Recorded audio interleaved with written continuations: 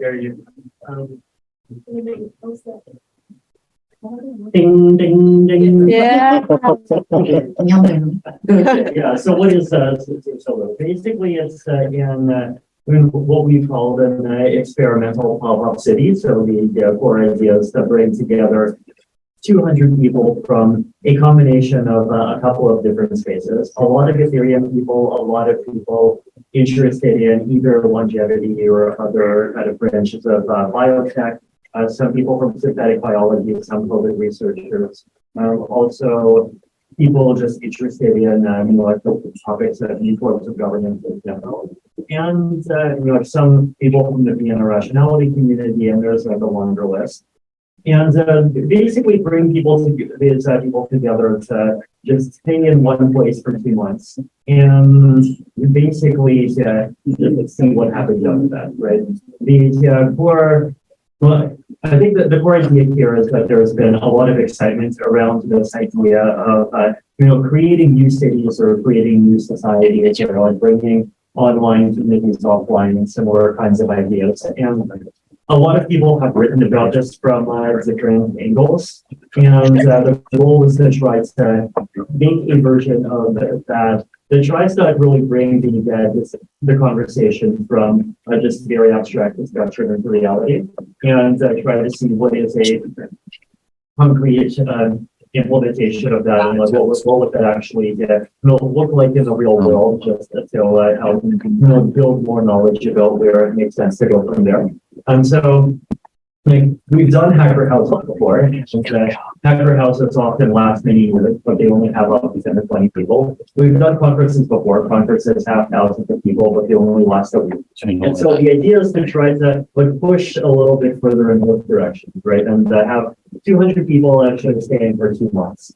And this is a big enough jump that it's not something that's really been done much before, but at the same time, it's still manageable enough that a group of people can just come together and get to it, right? So that's where the idea behind Zulu came from. And in terms of what it was, basically there's a lot of a big part of it was basically just this kind of open, long, intellectual salon. Like there's just discussions about all kinds of interesting topics on all of the areas that interested people.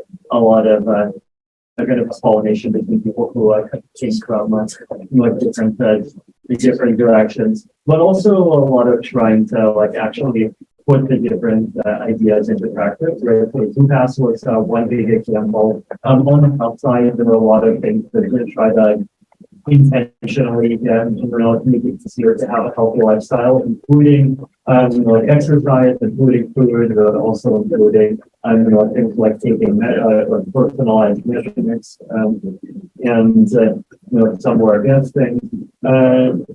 And we basically trying to see what kinds of things that all these spaces can we do that you can't have people would do on one person, right?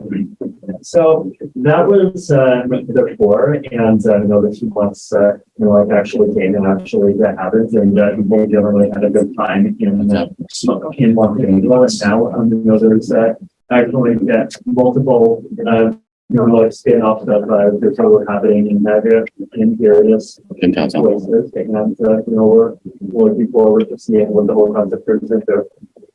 Thank you, Vitalik.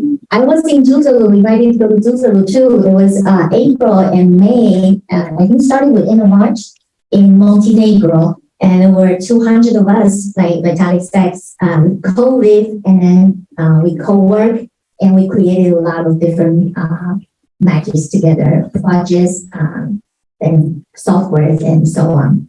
So, and I met a lot of you, and we became friends afterwards. I was just wondering, how do you actually select who goes to Zulu, and how do you actually engage them? Because they are from all over the world. They are experts in AI and new governance and anything. How do you decide that? How do you actually reach out and all that? Because Zulu wasn't advertised before. Yeah, I can speak to how we did invites this time around. given it was like the first time doing the event, no one had heard of us. And all we had was this little PDF that we made of what Zuzalo was. We sent it out to the people that we wanted to invite. And surprisingly, people came because it honestly looked pretty sketchy from afar. Like you get this random invitation from a person you don't know. They go to Montenegro for 2 months. But there were like various forms of verification. We decided that, okay, this is legitimate. But this time around, we chose like a couple tracks to focus around. So Ethereum technology, ZK technology, biotech, decentralized science, and decentralized governance. Those are kind of like the main core themes. So we tried to choose like people who are working in those spaces, people from like researchers to scientists to actual founders as well. And we just did like outreach. We would pick one person in the field and we would trust them to do the curation from their work. They'd be like, oh, like I think these 10 people are great. And from those 10, we would select more and more people. So this time around, it was a very manual selection process, but we were just kind of looking for people who were intellectually curious to relevant topics. Also like low ego, low status that like actually just wanted to come for the event and not for any like ulterior motives. So we kept it very simple this time around. I think it worked out well. Like we ended up with a really good group of people and they really carried what the event was. You want to add on to that, maybe? Okay. Yeah, so I would indeed receive like a random email and then just decided to book my flight and it took for 24 hours just to get there and then stay in this like really lovely town, Tiba in Montenegro. And I also noticed that in Zuzalo, a lot of us are actually digital nomads. So we work on computer, we came from all over the place, but then we actually start to really see each other in real life and spend time together for 2 months. So I want to ask all of you, how is it like to really live with 200 people that you did not know before, and they were awesome, and they were all from different fields together and work together in a place for 2 months? Yeah, I think it was really unique to do that, especially after everyone went virtual during the COVID era. So it was really magical to be able to spend time with 200 people plus for 2 months. Yeah, so before this, I was also digital nomading for about a year. And this is the first time I was able to stay in a place for a long period of time where I can develop like a structure to my day, like have laundry, have like a consistent workout schedule, and also be able to walk outside and see like new people every single day and talk to interesting people. It was just like such a focal point for all of the sorts of people that I would want to meet day to day. And it was crazy. So it was like very overwhelming in some ways, like you get to do so much every single day. But yeah, very exciting. Like that still feels so surreal now that we've gone back to normal life where you only do like one thing a day, like very different. Yeah, I think just adding on, I think like a key topic or a key word that comes to mind when we think about Zuzalo is actually community. I think every single aspect of Zuzalo was around like this concept of community. So first thing in the morning when you wake up and you go to breakfast, there's always someone new to meet at breakfast because that was almost like a focal point to even meet other people. And the conversations that you actually have are not so much like, hey, this is what I do, this is my title, and this is like what I'm actually focused on in the industry. It's more like, hey, like, what is your MBTI? Or like, hey, you know, what is your favorite fruit? And a lot of these conversations that came out of just like different community organized events or just events that were happening at Zuzalo were actually very natural, very serendipitous. And I think that was sort of like a key highlight of Zuzalo for all of us. It's just the concept that like you don't have to have any intentions going into it, but you get so much out of it just because of the people that were there. And also there's so many things that are being run kind of like in a decentralized format. So people can organize and self-organize events without like kind of surrounding the main events as well. So there's a lot of stuff happening and there's a lot of flexibility in terms of how you want to manage your time. Yeah, so something that Maggie mentioned briefly is the serendipity. I think when there's a lot of serendipity, when there's a lot of intentional serendipity, a lot of innovation happens.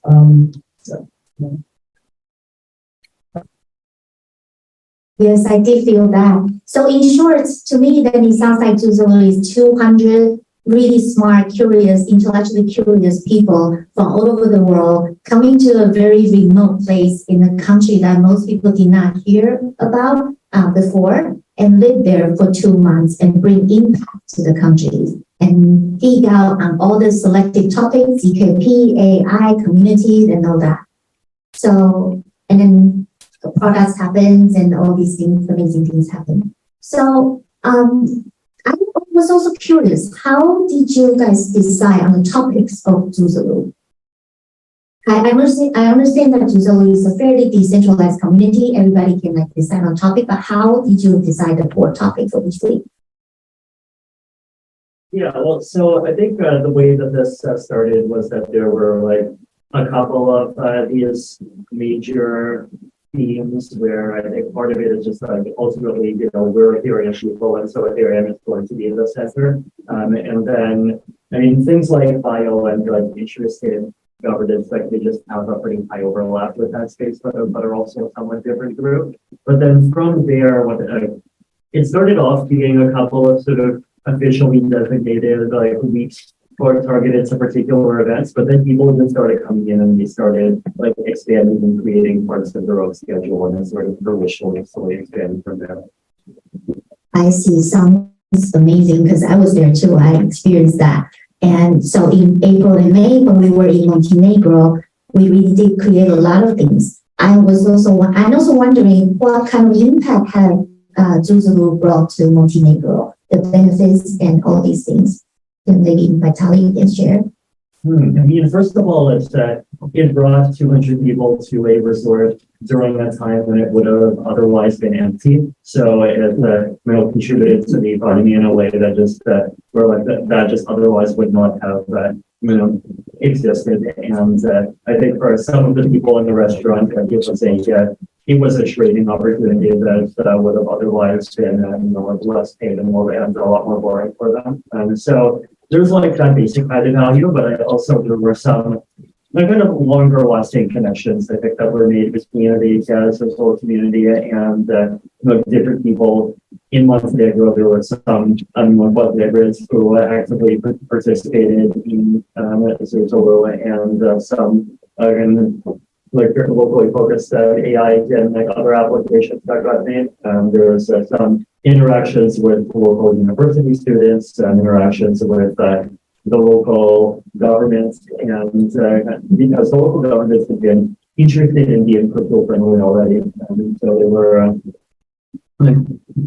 we gave them opportunities to meet and get to know people that would actually help them on doing that right. So I think it was valuable in all kinds of ways.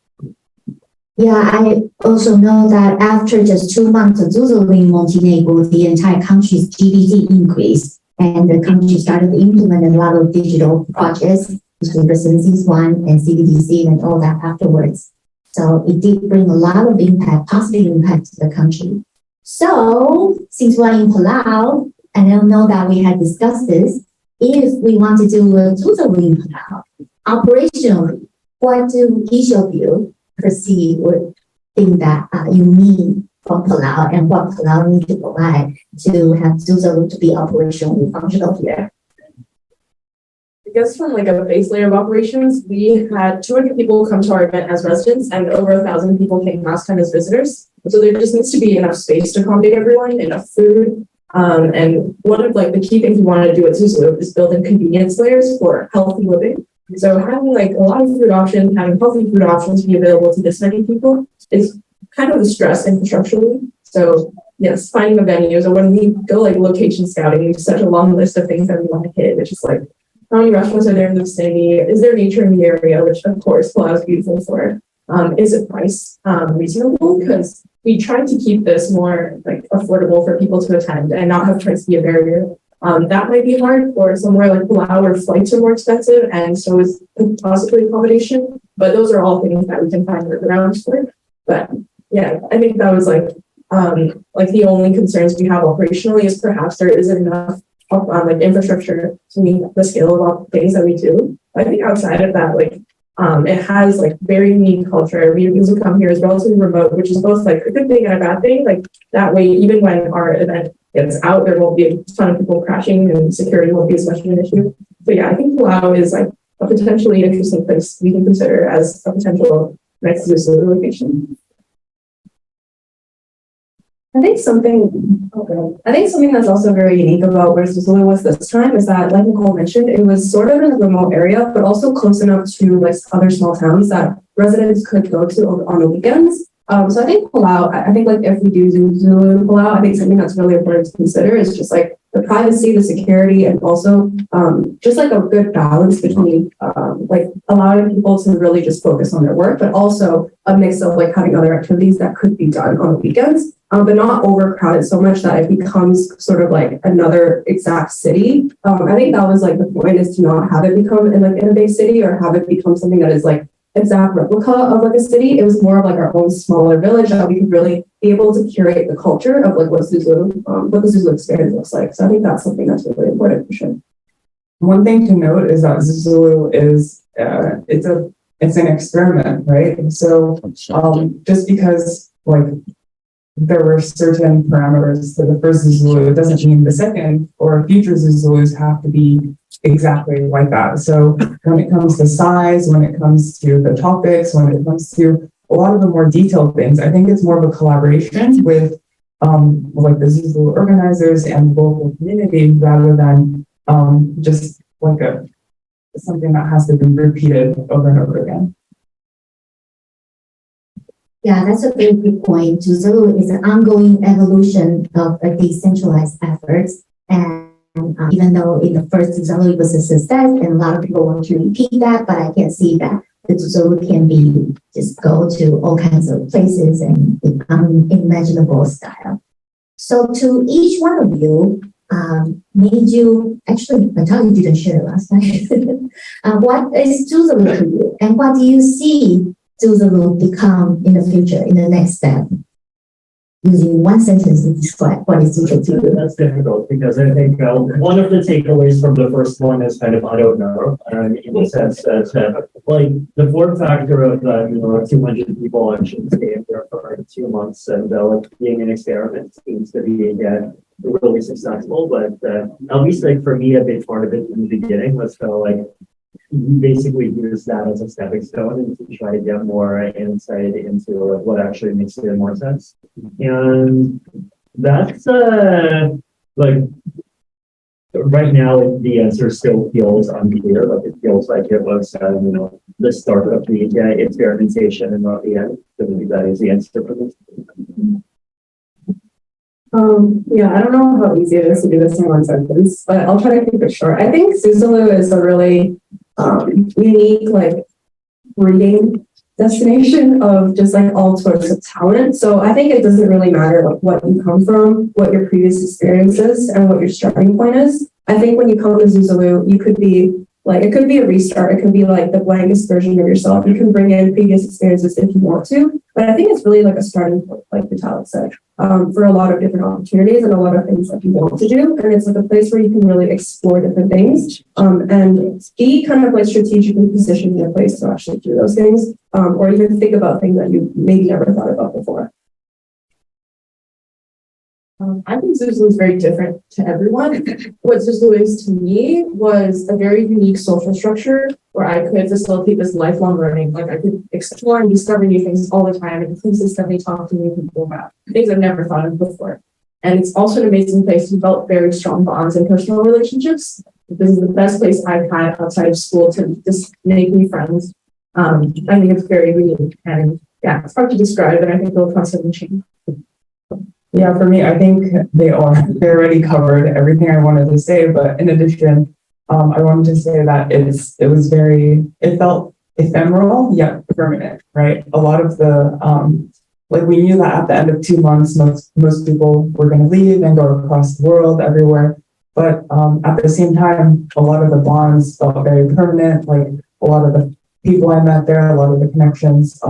They felt very permanent, and a lot of the lessons learned as well were, at the moment, they felt like temporary, but then I think we learned a lot of lessons that will help those lessons live on for future Zulus. Thank you. To me, Zulu is an infinite opportunity, a tribe that I can meet people that I can learn from and bond with, and a place where I can say anything creative and nobody will tell me, oh, don't do that.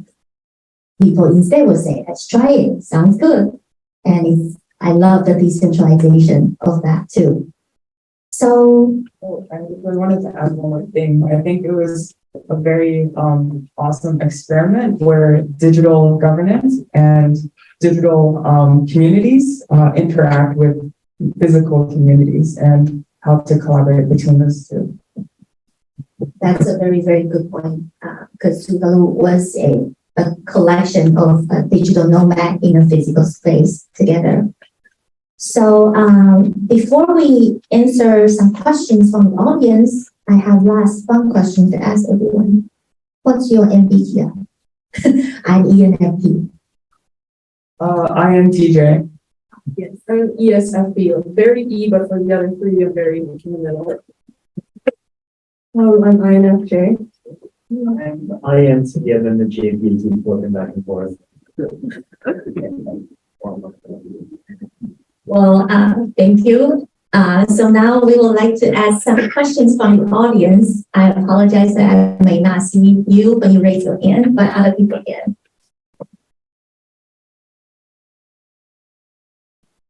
Any other question back here?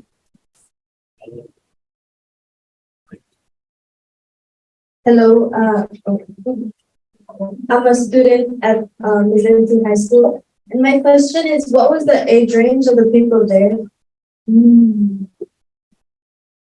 I think it was like a pretty big mix. Like we had a speaker that was 17 years old, so she was still in high school, and we had up to like maybe 70, maybe, I'm not even sure. There's like a huge age range. I would say the average age is late 20s, but we had a really big group of young people there too.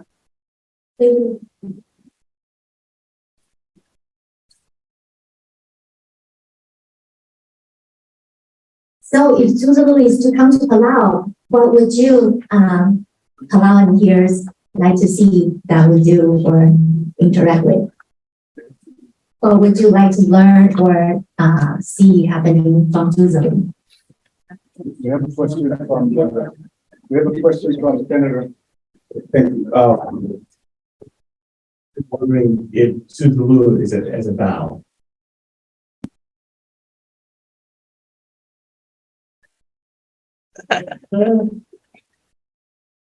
Well, the thing with being a DAO is that like you have to actually commit to like the governance and like what is the scope of the thing and what is the scope of the thing, and like it requires a certain like level of a certain level of formalization, which I think is like eventually importance for something like this, but it's importance to like. The thing that's much worse than not having a DAO is being stuck in a DAO and seated with the wrong structure, right? Like, you don't want to be, the one thing I've said from day one is that like, we're not launching a development, right? Like, if Suzalu had been, like 43% of like Paradigm in a 16 T, I think it would have been, a very different vibe, right? But, yeah, so I'm personally, I'm just like waiting to see, like what governance, like ideas people can grow. I actually think there have been some proposals recently that haven't worked out yet. But there's like this, at the end of the day, we just use our own technology. So I'm looking forward to the challenge this year. But I also think that it was kind of an experiment to see if there were additional governance things beyond what people have been doing, existing with DAOs, right? So expanding on what DAOs can do potentially, and just like thinking outside of the box.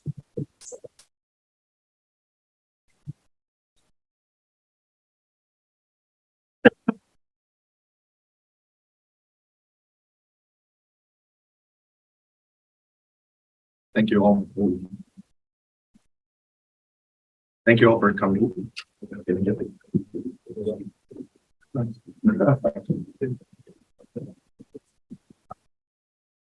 Thank you all for coming.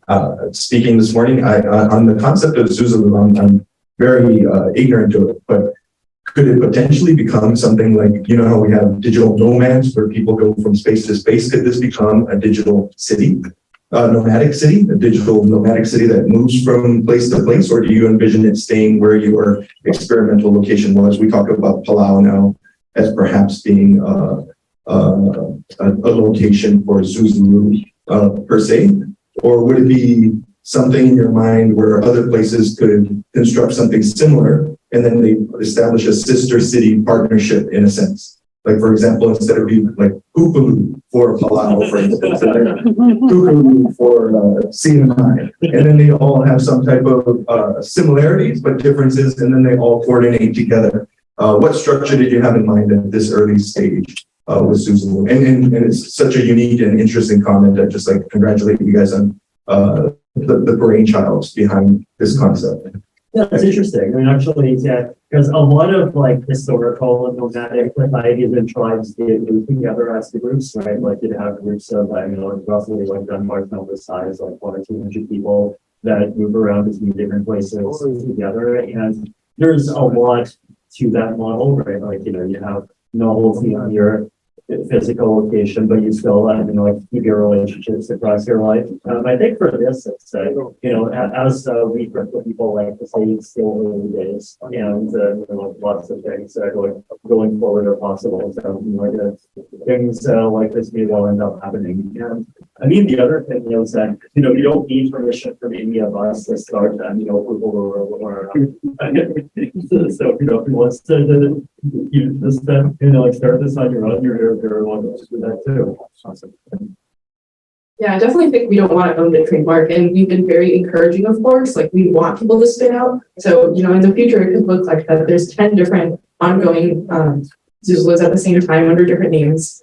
You find the one that fits you. They can be slightly different in variation. Like we can explore together, and if something doesn't work, we roll it back in one. If something works well in another, we adopt that everywhere. So yeah, this is all up for grabs. And in the future, like who knows? Maybe we'll build a permanent city. Maybe someone else will.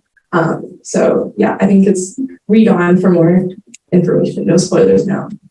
I think there's actually been quite a number of people who were at Zuzalu that have already been starting to fund like the future Zuzalus, or like there has been other digital nomad cities, for example, like Prospera in Honduras, which was like one of them. And they're actually building like a real like city that is actually kind of like has their own jurisdiction. So we've definitely seen a lot of people starting to already plan for like what post Zuzalu looks like according to their own terms. And I think it's definitely something that we want to encourage, because it really depends on like what you're looking for, and you can really just define the Zuzalo experience according to what you want it to look like.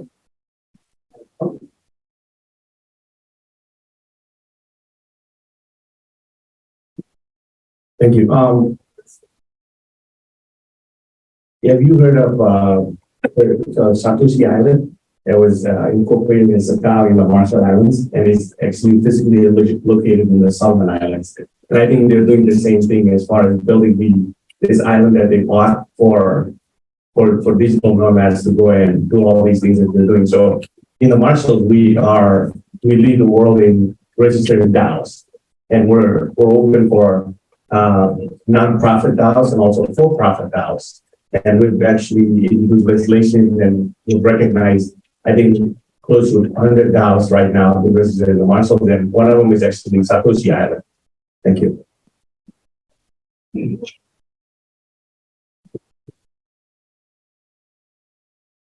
Well, yeah.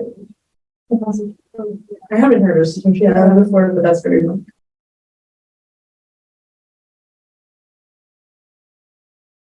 We have to do the Marshall Islands too. Anything possible?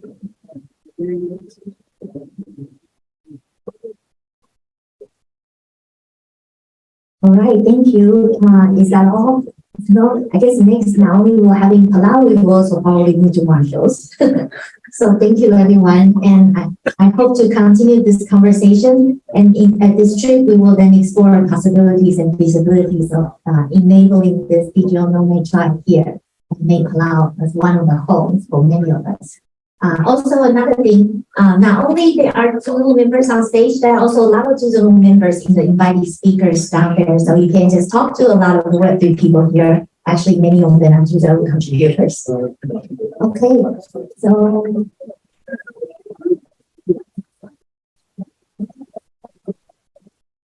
Thank you so much for the kind introduction, Elaine, and thank you. Mr. President, and everyone else for just inviting me to come here and giving such a warm welcome so far. So I thought that we would talk about the main subject, which is, what are some ways in which the blockchain space, which I think these days it's not just the blockchain space. These days, ZK technology, the new buzzword, is becoming almost as important as blockchains are, can be helpful to Palau and to some of the things that have been talked about in the last half hour about what Palau is trying to achieve. So to start off, just recap of things that are already happening, right? So there's the Palau ID, right?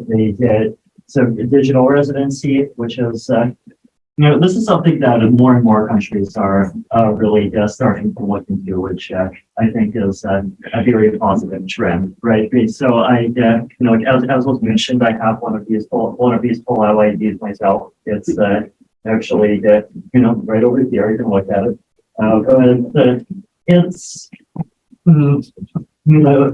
over the last, I think, like 5 or 10 years, we've been seeing more and more countries start to have these kinds of programs, and they generally happen for all kinds of different reasons, right? Like countries are interested in attracting people, and especially interesting people to come and sometimes stay in person. Also, sometimes try to create some kind of digital presence, right? So the e-Estonia effort that's happened over the last 10 years kind of strikes me as a bit of an inspiration here, right? Even back 10 years ago, the Estonian government was saying things like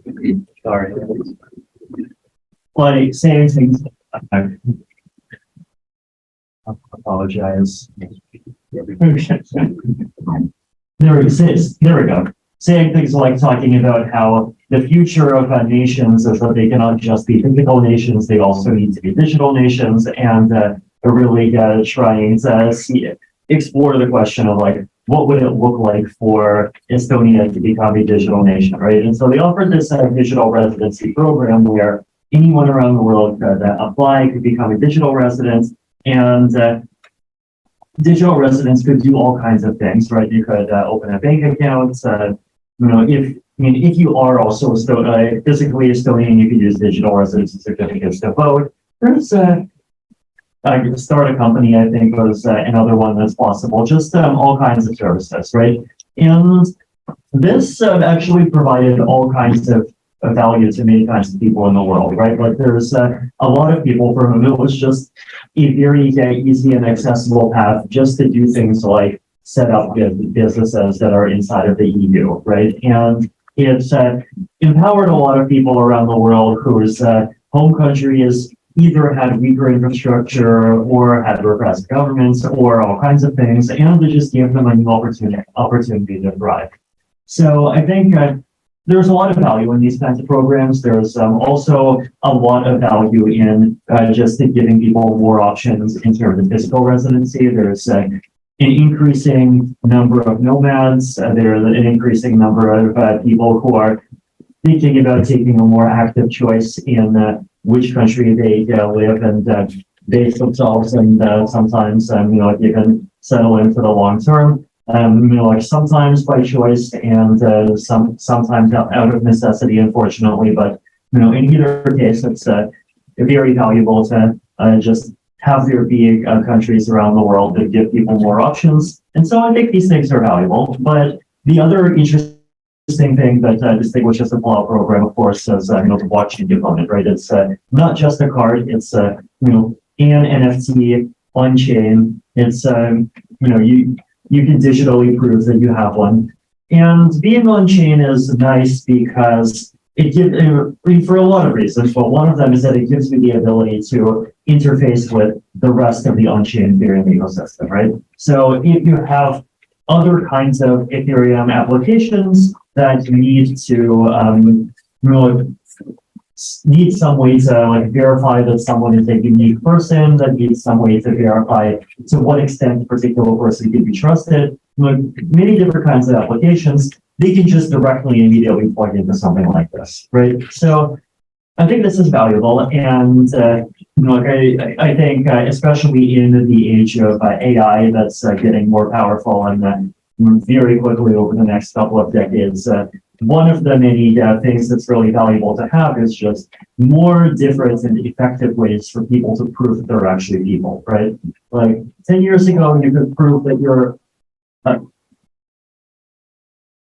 10 years ago, you could prove that you're a person just by, clicking on all the pictures that have a giraffe. These days, the robots can do it, right? 5 years ago, you could prove that you're a person by, writing an essay about the history of Pacific Island nations. These days, robots can do that too, right? So having, just more and better ways for us to identify, who actually is a person and is just something that's valuable to preserve our ability to continue to communicate with and to continue to trust each other.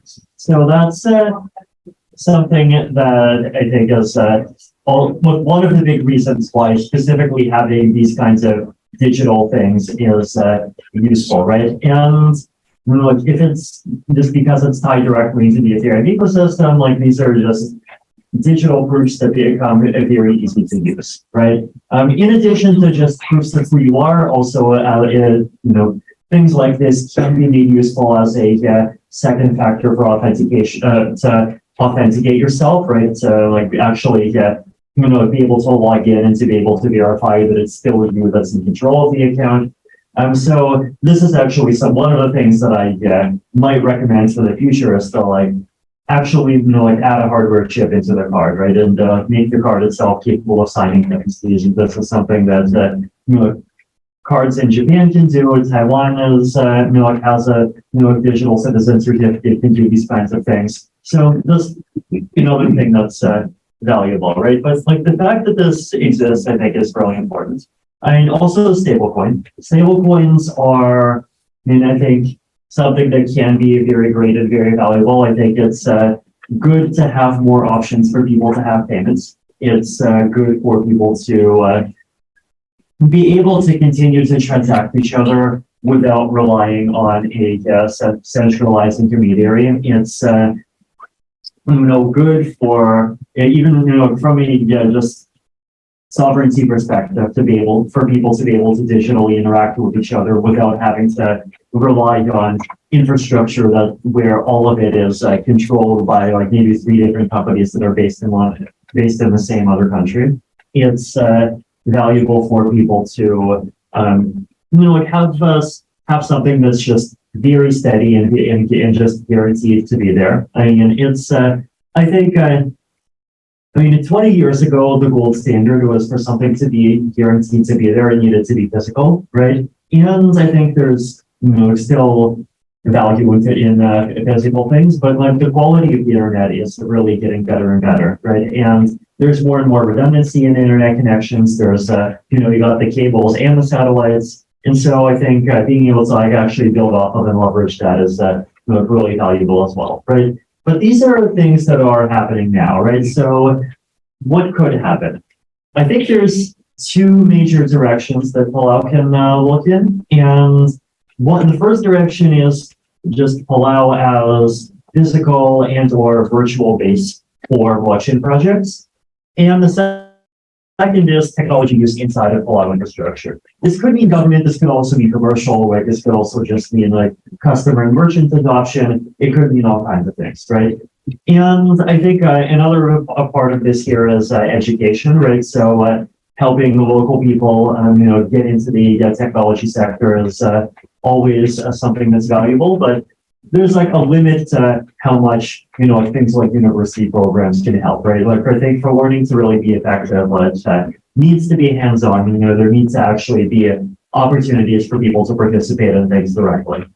So, Palau is a physical and virtual base for blockchain projects. I think there is a big need for a lot of people in the crypto space today to just have a jurisdictional legal base that just makes it practical for them to do certain basic things, right?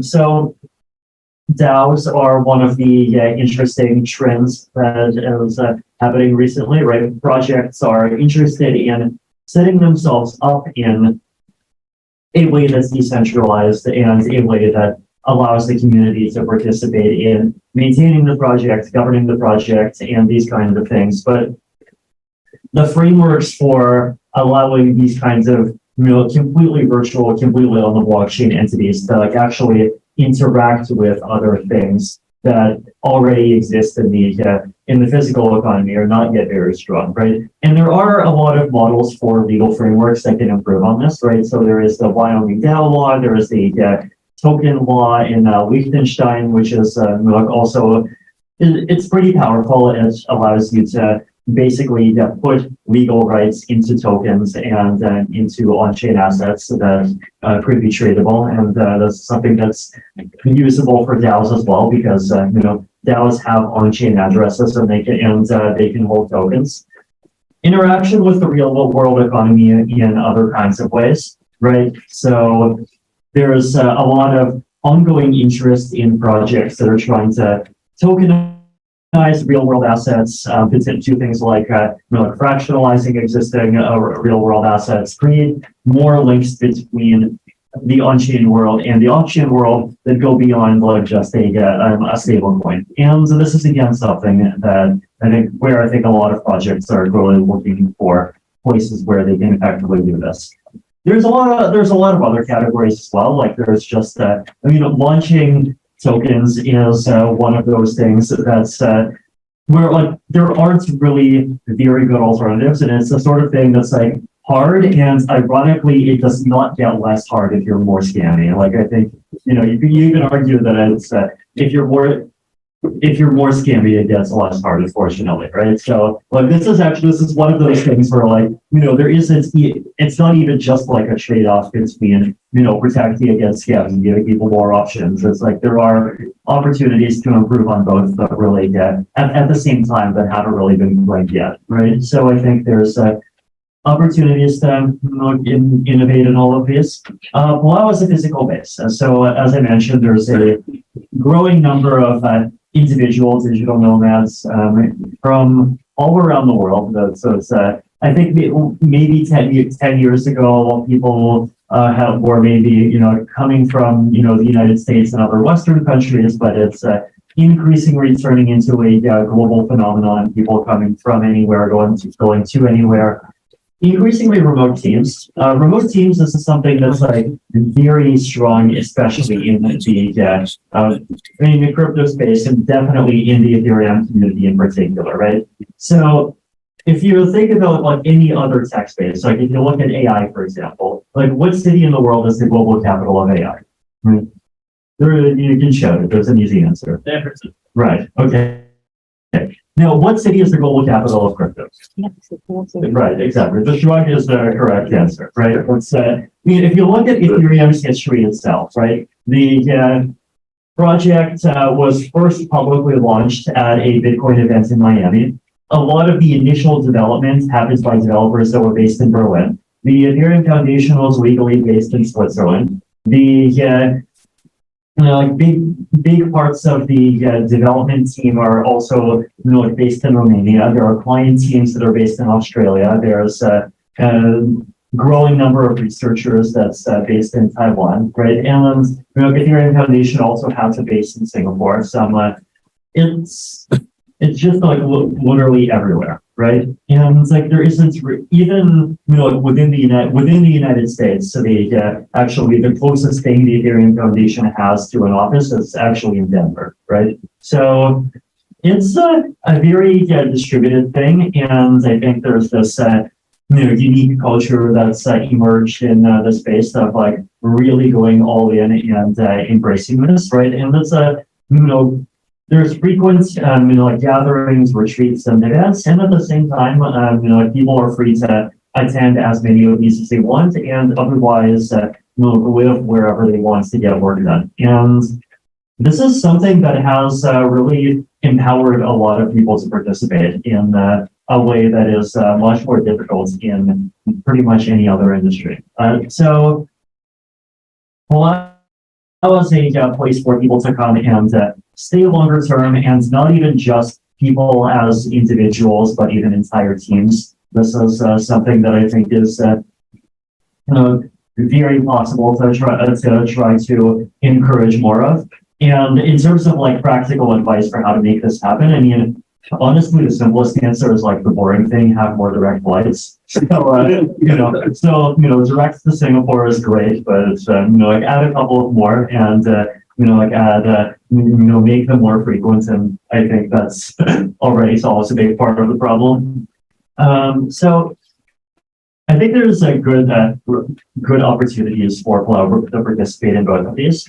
And then the other side of the conversation is the technology, right? So we have basic digital IT, right? And we have basic stablecoins, but what can come after this, right? So in Zuzulu earlier this year, there was a project called ZooPass that was basically started just for the sake of experimenting in Zuzulu, but since then it's really turned into a much bigger thing that's basically become this much more ambitious projects trying to solve the question of like what would a privacy preserving and secure internet stack look like. So what we have here is a QR code, and this QR code contains a zero knowledge proof.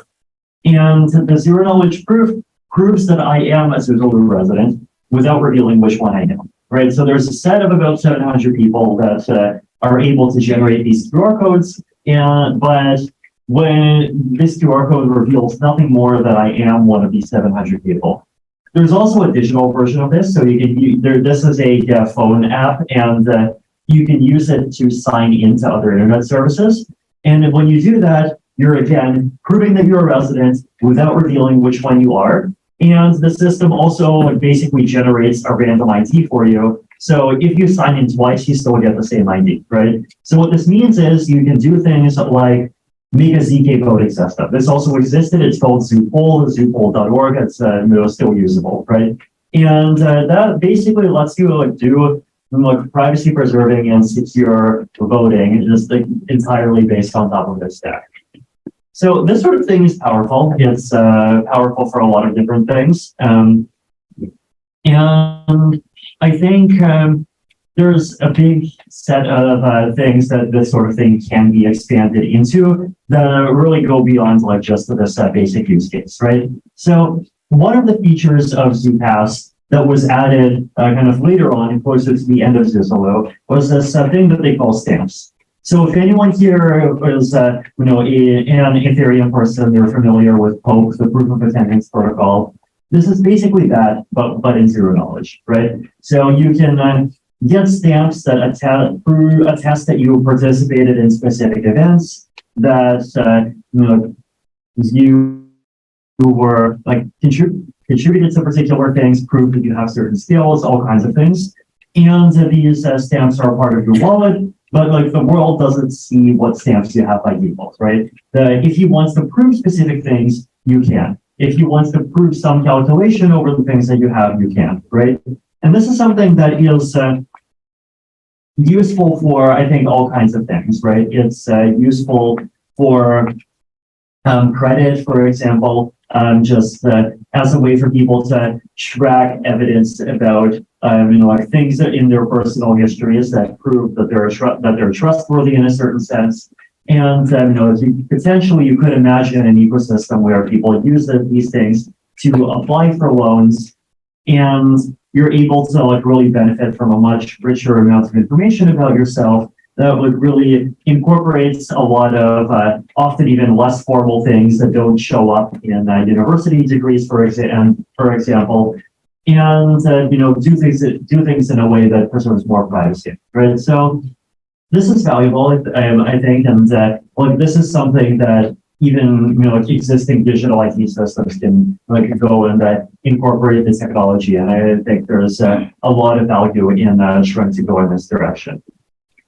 And then the other thing that is, I think, makes a lot of sense to talk about is just continuing to improve the stablecoin, right? So, it's good that it exists, and I think it's interesting, right? How in the blockchain space, payments were really how it all started. And I even remember back in 2013, there was this like very vibrant subculture around trying to get people to actually use and pay with Bitcoin.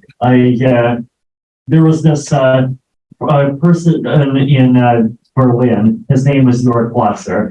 He was the owner of a bar called Room 77. And at one point he decided that he would just go around as many of the other restaurants and stores within a few hundred meters of Room 77 and convince as many of them as he could to also start accepting Bitcoin.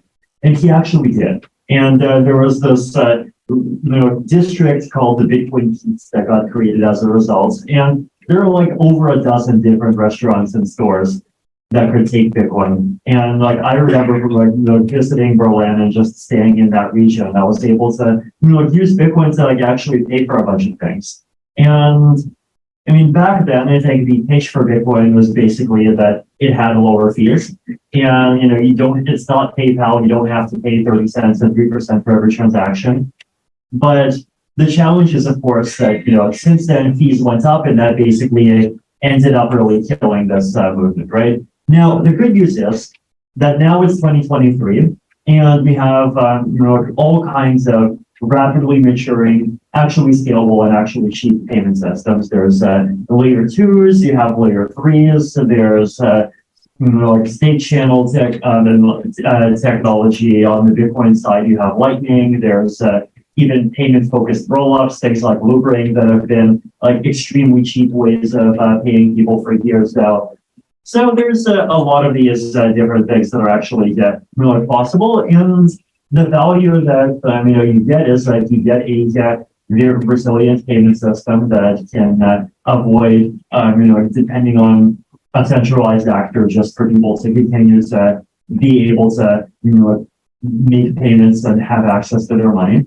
And it's a system that I think could potentially also benefit a lot from just interacting with the existing Ethereum layer 2 ecosystem, right? Like if a merchant here accepts a stablecoin, someone coming in from abroad doesn't need to yet have that stablecoin, right? What they could do is they could even make a payment using whatever coin they already have, and that could get automatically converted into the stablecoin during the payment through some existing DeFi protocol on Ethereum, right? Like these are things that are actually possible, and so I think trying to really improve that interaction and make more of that happen is something that can be really valuable. And